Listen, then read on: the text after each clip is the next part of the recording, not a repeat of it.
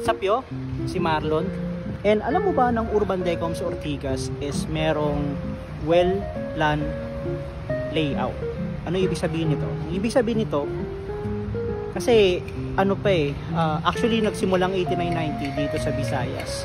So Visayas hanggang nakaabot sila ng buong Pilipinas. Bago sila nakaabot ng buong Pilipinas, siyempre marami ng design na nai-layout dyan. And this is a prime location. Ito pong Ortigas is prime location, kaya well-designed po ito.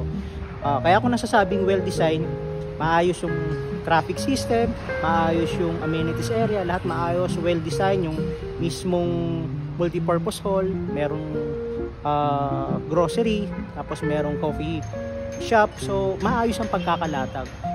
If ever na gusto mong pag-usapan pa ito, or if ever na nag-i-enjoy ka na makinig sa mga ganitong usapan, meron akong create na Facebook groups.